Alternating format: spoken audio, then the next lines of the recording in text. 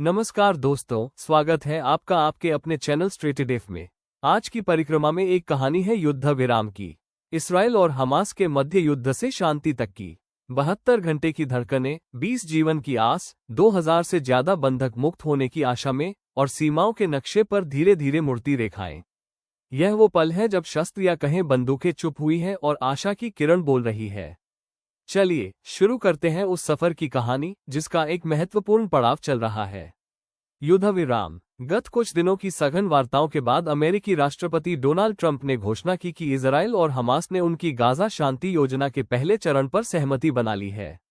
शुक्रवार को युद्ध विराम लागू हुआ और इजरायली सेना ने पट्टी के कुछ हिस्सों से पीछे हटना शुरू कर दिया। पहले 72 घंटे इसराइल और हमास दोनों के लिए धैर्य की सबसे कठिन परीक्षा का समय है। युद्ध विराम का नियम स्पष्ट है। इसराइल के सभी जीवित 20 बंधकों को सोमवार दोपहर 12 बजे तक सौंपना होगा। पर यह हस्तांतरण कैसा होगा? बिना कैमरों के, बिना समारोह के, शोर से दूर, सन्नाटे में उम्मीद की आवाज। अंतर्राष्ट्रीय रेड क्रॉस समिति तैयार है। पहले वो हस्तांतरण करेगी, फिर मेडिकल जांच और तब परिवारों से मिलन। पर इस बार एक और वादा है। आप जानते हैं वो क्या है? मृत बंधकों के अवशेष भी लौटाने की बात इस समझौते में की गई है। इसी बीच गाजा के लिए मानवीय राहत का सबसे बड़ा समूह तैयार है। प्रतिदिन लगभग 600 ट्रक, अनाज, दवाइयां, पानी, ऊर्जा, जीवन के छोटे छोटे टुकड़े जो मिलकर एक समाज को आधार देते हैं। अगस्त में अकाल घोषित होने के बाद ये ट्रक फिलिस्तीनियों के लिए सिर्फ गाड़ियां नहीं, ऑक्सीजन है। अब चलिए आपको ले चलते हैं कहानी का दूसरा भाग में, जहां हम बात करेंगे बंधकों के अदला बदली की। लगभग 250 फिलिस्तीनी कैदियों और 1700 निरुद्ध लोगों की रिहाई शुरू होगी।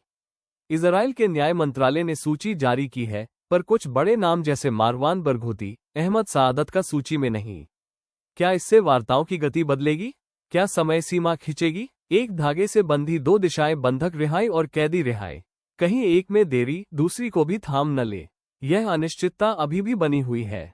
उधर एक लगभग 200 सैनिकों का बहुराष्ट्रीय पर्यवेक्षक बल युद्धविराम की निगरानी करेगा। मिस्र, कतर, तुर्की, यूएई की संभावित भागीदारी यही स्पष्ट भूमिका होगी। निगरानी, उल्लंघन रोकना, विश्वास पैदा करना, ये सभी देश ऐसा कर पाने में कितना सक्षम होने ये तो आने वाला समय ही बताएगा। अब बात करते हैं मानचित्र पर बदलती रेखाओं की। युद्धविराम के साथ ही इजरायली सेना उन लाइनों के साथ पुनर्स्थापना कर रही है जिन्हें समझौते में चिन्हित किया गया है। अभी नियंत्रण का आंकड़ा लगभग 53% गाजा का सामने आया है। व्हाइट हाउस के मानचित्र के अनुसार ये 3 चरणों का पहला कदम है। आगे 40%, फिर 15% और अंत में एक सुरक्षा परिधि जो तब तक रहेगी जब तक फिलिस्तीन में आतंकवाद के पुनरुत्थान का खतरा शून्य न दिखे। यहाँ महत्वपूर्ण यह नहीं कि रेखाएं कहाँ हैं। वास्तविक प्रश्न ये है कि ये कब खिसकेगी। समय सीमा धुंधली है और यह धुंध शांति के रास्ते में सबसे बड़ी रुकावट बन सकती है। क्योंकि ट्रंप की 20 सूत्रीय योजना के बाद के चरण कठिन है। परिभाषाएं और दृष्टिकोण अलग अलग है। प्रस्ताव कहता है युद्ध तुरंत खत्म, गाजा का असैन्यीकरण, सभी सैन्य और आतंकी ढांचे का विनाश।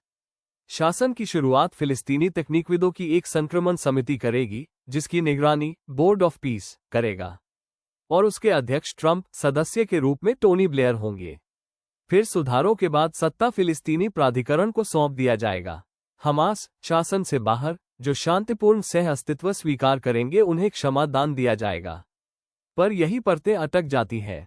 हमास ने ऐतिहासिक रूप से हथियार डालने से इनकार किया है। उसकी प्रारंभिक प्रतिक्रिया में निरस्त्रीकरण का कोई उल्लेख नहीं है। इजराइल ने योजना को स्वीकृति दी है, लेकिन यदि फिलिस्तीन के लोग फिर से कोई आतंकी कृत्य करते हैं तो युद्ध विराम पुनः युद्ध में बदल उठेगा। क्योंकि हमास एक एकीकृत फिलिस्तीनी आंदोलन में भविष्य की भूमिका देखता है। कुल मिलकर कहें तो 3 ध्रुव, 3 अलग मार्ग और उनके बीच फंसा इसराइल और फिलिस्तीन के नागरिकों का भविष्य। युद्धविराम बना रहेगा या टूटेगा, ये 72 घंटों की कसौटी तय करेगी।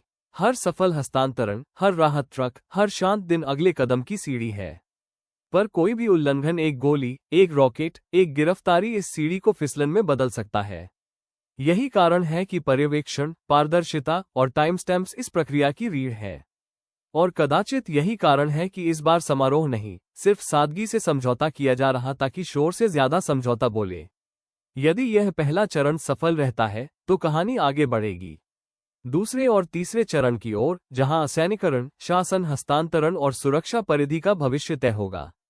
आज शांति एक कागज पर लिखी हुई शर्त नहीं, ये एक एक जीवन की वापसी है, एक एक परिवार की श्वास है। यही थी आज की परिक्रमा, युद्ध से शांति तक की यात्रा का पहला पड़ाव। अगर इस कहानी का अगला अध्याय सुनना चाहते हैं तो जुड़े रहिए और कमेंट में लिखिए, शांति टिकेगी किस कीमत पर। हमारा चैनल स्ट्रेटेड एफ सब्सक्राइब कीजिए। फिर मिलते हैं अगली वीडियो में। नमस्कार।